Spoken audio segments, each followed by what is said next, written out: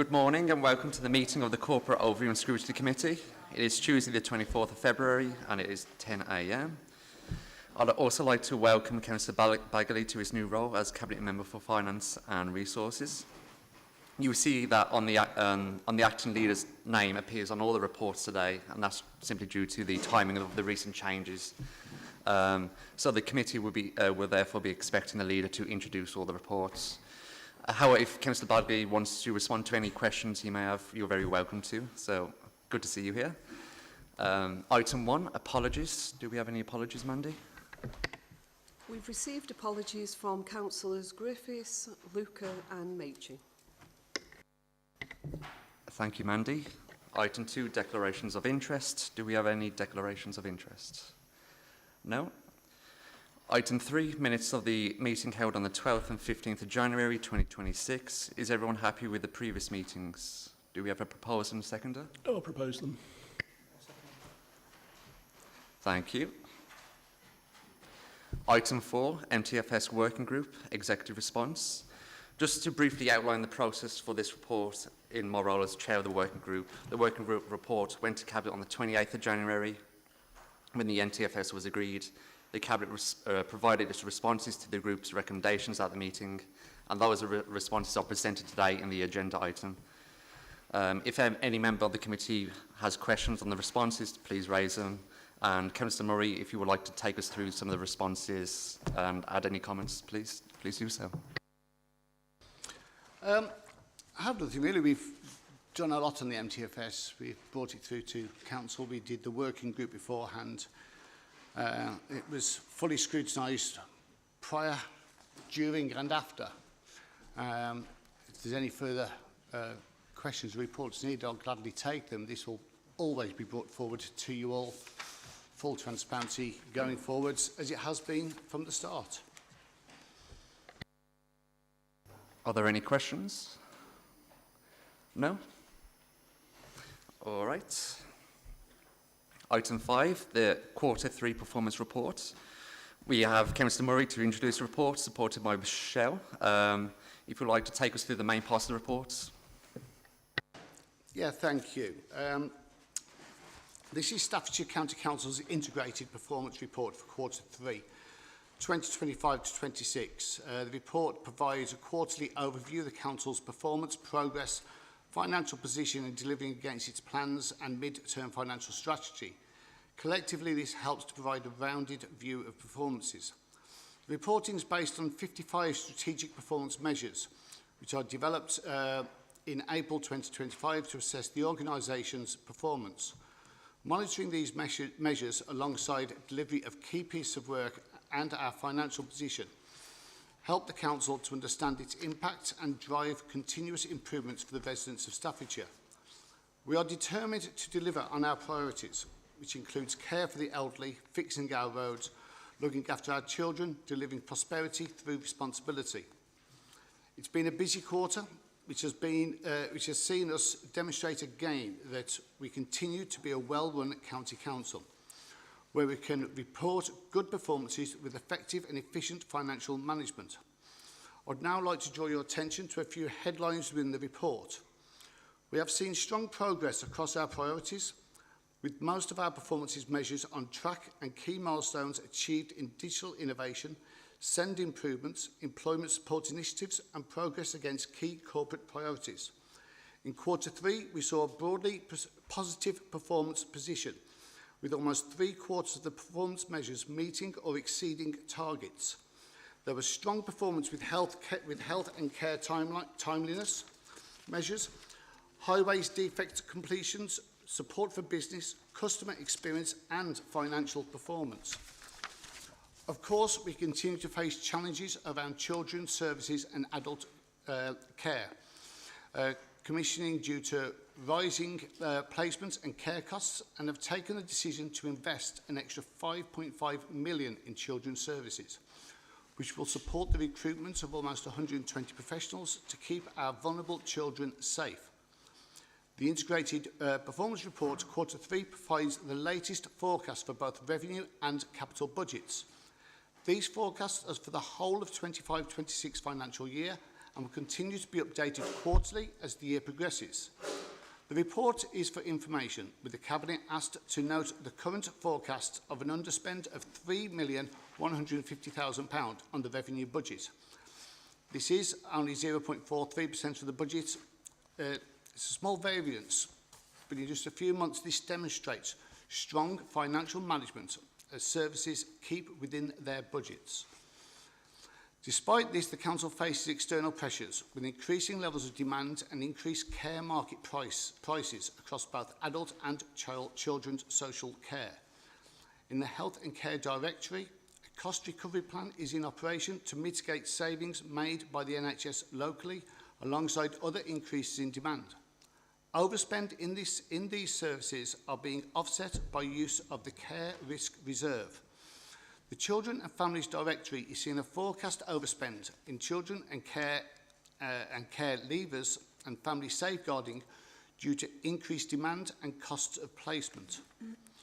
Overspend in these services are offset by underspends elsewhere, particularly in the Economy, Infrastructure and Skills Directory.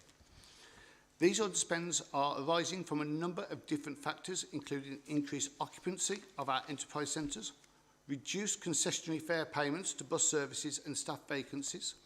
And I will emphasise again with that bus services, it does not affect any services. They're not cut. This is just an overspend going back to the days of when lockdown and the demand has changed. It's just money that's returned that was not required in the first place. The overspend on high needs block is forecast to be £45.4 million this year, and this will increase the DSG deficit to nearly £100 million by the end of the year.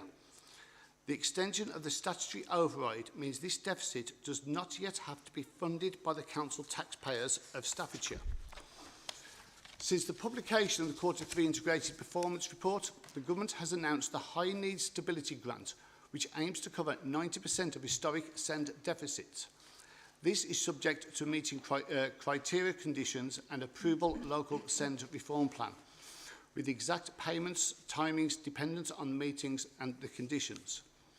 The capital programme shows a forecast spend of £131 million, which is a reduction in the spend compared with the previous forecast. This is due to some projects being rephased in 26-27 and pausing of some projects in the capital programme. The majority of the financial health indicators are showing green ratings, which further underlines the robust financial management in place. The one indicator hasn't been met is only by a small margin. As a county council, we have great ambitions to deliver so much more, ensuring Staffordshire becomes that beating heart of the country and remains a key destination, not only to visit, but a place where people want to live, work and invest in. And I'll open up to any questions or points you'd like to raise on this. Thank you, Councillor Murray. I'll go through one of my questions first, is that, of course, if you look through the KPIs, one of the major sections where it doesn't look that great is the children and families area, really. Otherwise, everything else is usually green, green, green, economy, it is looking, and health, looking great. So, of course, we had inspection from Ofsted. It was a month ago now, and we're improving, we're investing more money into the children directorates. I was wondering, when can we see these KPIs change into like the better side and improving? When can we see as a committee like this improvement going down the line? Is it next quarter after that, and we can see the progress going forward? Yeah, thank you. We've done a full restructure of the care officer. Bernie Brown has led this, doing a whole new capital investment, well, not whole new, an extra capital investment into these services. They have been underfunded. It had a system that, under the officer's own words, was probably the worst software system imaginable to be used. So that has now been changed. Because of these instant actions we've done, was actually mentioned in name as the new administration as the reason why Ofsted did part of its improvements on these services. And that was in just a few months of coming on in.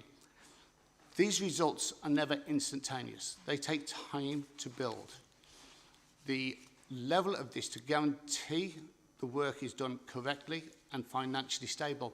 It's done in 2 sections.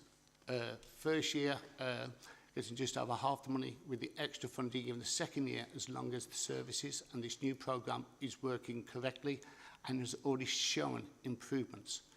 So by the end of this year, we should be seeing improvements in these services to those that require it and need it the most.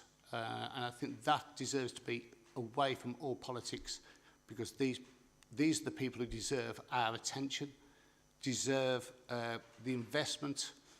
And it's why we really all pay tax in the first place, to make sure the people who require it are given the help and the support that they need. Thank you for that. I just want to see that you have that progress over the next 2 years, 3 years, and getting all these KPIs back on track and hitting those targets. So thank you for that. Are there any questions from members? Councillor Pendleton? Yeah, my question's about the changes in the DHP member allocation. And the report talks about more flexibility. And I was just wondering if you could offer a little bit more clarification on that, of how that is actually going to work in some detail, please. I think that was on the previous item. I think that's actually in the MTFS working group beforehand, not on this one. So I don't have anything on the DHP on this. Not a problem. If you'd like more information on that, send to me, I'll get you back all the details you require in writing with the MTFS. I'll gladly share that with the whole group.